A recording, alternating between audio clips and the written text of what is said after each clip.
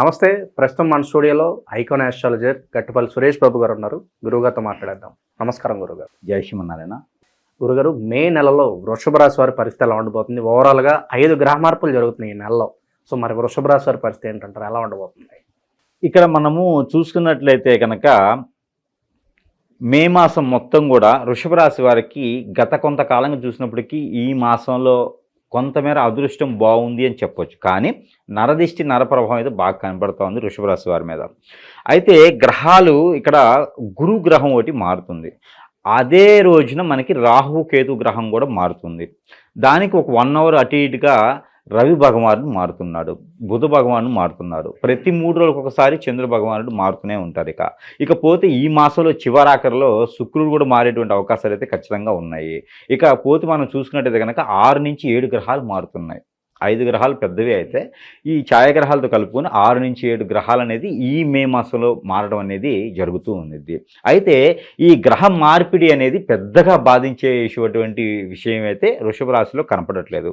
ఎందుకంటే వృషభ రాశి వారికి అదృష్ట శాస్త్రం అన్ని గ్రహాలు అనుకూలంగా మారుతున్నాయి.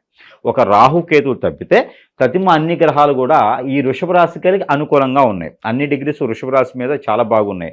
ఎప్పటి నుంచో ఎదురు చూసినటువంటి జాబు ఇంటి వరకు రావటము, గవర్నమెంట్ జాబ్స్ కూడా ప్రయత్నం చేసి అలసిపోయినటువంటి వారికి గవర్నమెంట్ జాబ్ కూడా వచ్చేటువంటి అవకాశం, వారి ఇంట్లో పెద్దలు ఎవరైనా జాబ్ చేస్తూ ఉంటే ఆ జాబ్ కోసం ఎదురు చూస్తూ ఉంటే కూడా అది కూడా వచ్చేటువంటి అవకాశం, ఇంట్లో పదవులు ఏమైనా ఉంటే ఆ పదవులు కూడా పిల్లలకు వచ్చేటువంటి అదృష్టము. ఈ వృషభ రాశి వారు ఎవరికి ఉంటారో పోయే తీగ కాలికి తగిలిన అన్నట్టుగా అటువంటి అవకాశాలు వీరికి ఖచ్చితంగా వస్తాయని చెప్పొచ్చు. ఎక్కడైనా హోటల్స్ కానీ, ఎక్కడైనా రెస్టారెంట్స్ కానీ, ఏదైనా కిరాణా షాప్స్ కానీ, ఏదైనా పెట్టి లాస్ అయ్యి వదిలేసినటువంటి బిజినెస్లు ఉంటాయి కదా, అలాంటివి వీరు టేకప్ చేసుకుంటే ఖచ్చితంగా రాణిస్తారని చెప్పొచ్చు. మొదటిగా వీరు మొదలుపెట్టేటువంటి వ్యాపారం కన్నా ఎవరో చేసి నష్టపోయినటువంటి లాభాన్ని వీరు ఆ ఒక షాపుల్ని వీరు తీసుకొని మొదలు పెడితే వీరికి ఖచ్చితంగా లాభాలు ఎక్కువగా వస్తాయని ఖచ్చితంగా చెప్పొచ్చు. అది ఎలాంటి వ్యాపారం అయినా సరే వస్తుందంటారా? ఎలాంటిదైనా సరే సెకండ్స్ వ్యాపారం అయితే చాలు. అలా అని చెప్పేసి సెకండ్ హ్యాండ్ పెళ్లి చేసుకోవాలా, రెండో పెళ్లి చేసుకోవాలా అనుకుంటారేమో. పెళ్ళిళ్ళు అయితే మొదటి చేసుకోవచ్చు. కాకపోతే మనం చెప్పేది ఏంటంటే పెళ్ళిళ్ళు కావాలి, ఈ వృషభ రాశి వారికి ఎంత సంవత్సరాలైనా పెళ్ళి అవ్వట్లేదు, పెళ్ళిళ్ళు సంబంధాలు కుదరట్లేదు అనుకుంటే వారు 14వ తారీఖు మే మాసం ఈ 2020 సంవత్సరంలో మే మాసం 14వ తారీఖు తర్వాత వీరు కనుక ఈ పెళ్లి సంబంధాలు కుదిరించుకునే దానికైతే ఖచ్చితంగా బాగుంటుంది. ఇందులో తూర్పు దిశ నుంచి వచ్చేటువంటి అమ్మాయి సంబంధం అబ్బాయికి, ఉత్తర దిశ నుంచి వచ్చేటువంటి అబ్బాయి సంబంధం అమ్మాయికి కుదిరేటువంటి అవకాశాలు అయితే ఖచ్చితంగా ఉన్నాయి. కాబట్టి 14వ తారీఖు తర్వాత ప్రయత్నపూర్వకంగా చేయొచ్చు. కానీ పెళ్ళిళ్ళు మాత్రం కొంచెం సమయం అయితే పట్టింది. కనీసం జూన్ మాసం వరకు అయితే పెళ్లి కోసం ఆగాల్సిందే. కొంత తొందర పడితే అవ్వదు. ఇలాంటి వ్యాపారాలు అయితే సెకండ్స్ ఏదైతే వదిలిపెట్టి ఉన్నారో అలాంటి వ్యాపారాలు టేకప్ చేస్తే ఖచ్చితంగా వీరు రాణించేటువంటి అవకాశం అయితే ఉంది. పార్ట్నర్షిప్ వ్యాపారాలు అయితే పనికిరావు.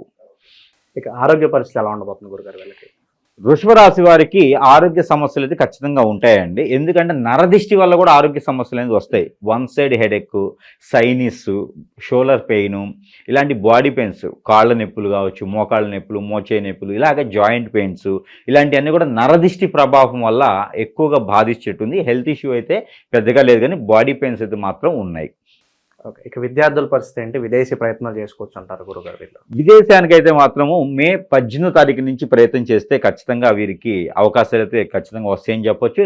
యూకే లాంటి ప్రదేశాలకి, యూకే లాంటి దేశాలకైతే వీరు ప్రయత్నం చేయొచ్చు. యూఎస్ లాంటి అయితే మాత్రం కొంచెం సమయం చూపిస్తుంది. కాబట్టి యూకే లాంటి ప్రదేశాలకు వీరు ప్రయత్నం చేసుకుంటే ఖచ్చితంగా వెళ్ళేదానికైతే ఉంటుంది. లేదా గల్ఫ్ కంట్రీస్ కూడా వీరు ప్రయాణం చేస్తే కనుక ఖచ్చితంగా వెళ్ళేదానికైతే కనపడుతుంది. ఇకపోతే జాబు విషయం అయితే, జాబులో వెసులుబాట్లు అయితే మాత్రం మే 22వ తారీఖు తర్వాత జాబు కోసం, జాబ్లో వెసులుబాటు, వీరి మీద స్ట్రెస్ ఫీల్ లాంటివి ఉంటే కూడా కొంతమేర తగ్గేదానికి అవకాశాలు అయితే కనబడుతున్నాయి. ఓకే. వైవాహిక జీవితం ఎలా ఉండబోతుంది గురుగారు? భార్యాభర్తల జీవితం అయితే కనుక కొత్తగా పెళ్లి అయ్యేటువంటి ఆలోచన అయితే లేదు. పెళ్లి సంబంధం కుదిరే వరకే ఉంటుంది.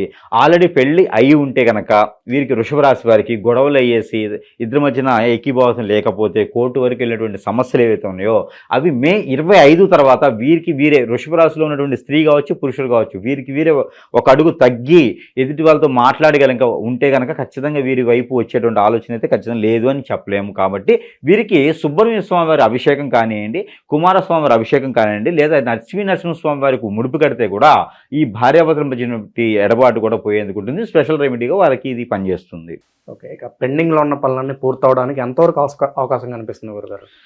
ఈ మాసం అయితే మాత్రం పెండింగ్లో ఉన్న పనులన్నీ పెండింగ్లోనే ఉంటాయండి. ఎక్కడేసిన గొంగడు అక్కడలానే పెండింగ్లో ఉన్న పనులన్నీ కూడా పెండింగ్లోనే కనిపిస్తాయి. ఈ మాస చివరిలో నెలాఖరిలో అయితే మాత్రం 29, 30 తారీఖు అలాగైతే కొంతమేర వీరు అనుకున్నటువంటి కార్యక్రమాలు పనులు ఏమైనా ఉంటే కూడా వీరు మొదలు పెట్టుకోవచ్చు. ఆ ఒక్క ఇబ్బంది అయితే ఏం కనిపించట్లేదు నాకు. ఇప్పుడైతే మాత్రం కొంచెం చుక్కెదిరని చెప్పొచ్చు. దీనికి వచ్చేసి రెమెడీ ఏంటంటే, ఇక్కడ మీకు సమీప దూరంలో కనుక గణపతి స్వామివారు ఉన్న కేసరి గణపతి ఉన్నా కూడా అక్కడ బెల్లంతో కూడినటువంటి నైవేద్యం ఏదైనా సరే పిండి పదార్థంతో చేసినటువంటి నైవేద్యం చలివిడి కావచ్చు, చక్కెర పొంగల్ కావచ్చు, ఇలా ఏమైనా నైవేద్యం పెట్టినట్టే కనుక పనుల్లో విఘ్నాలు దొరికినా కూడా ఆ విఘ్నాలను తొలగేందుకు ఆస్కారం ఎక్కువగా ఉంటుంది. పనులు ముందుకు సాగేందుకైతే ఖచ్చితంగా ఉంటుంది.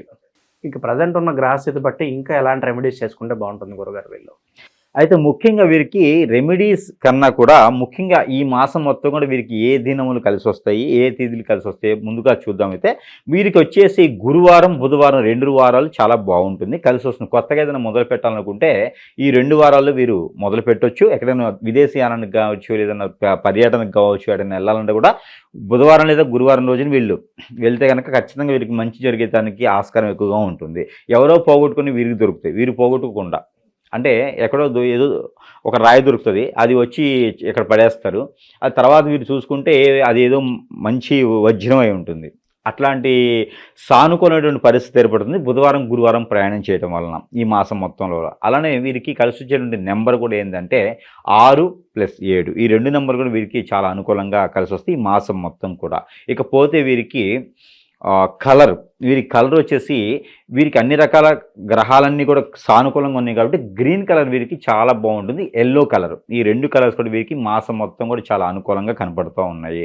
ఇకపోతే మీరు అడిగినట్టుగా ఇంకా రెమెడీస్, ఈ రెమెడీస్ ఏంటంటే కనుక ఆవుకి ఆకుకూరలు తినిపించాలి. ఏదైతే బుధవారం ఉందో బుధవారం లేదా గురువారం రోజున ఆవుకి ఆకుకూరలు తినిపించడం వీరికి పెద్ద రెమెడీ అని చెప్పవచ్చు. లేదా గోధుమ రొట్టెల మీద బెల్లంతో ఏదైనా కోరికలు ఉంటే రాసుకొని, ఏదైనా దోషాలుంటే కూడా తొలగాలని రాసుకొని ఆ రొట్టెల్ని ఆవుకు తినిపించాలి.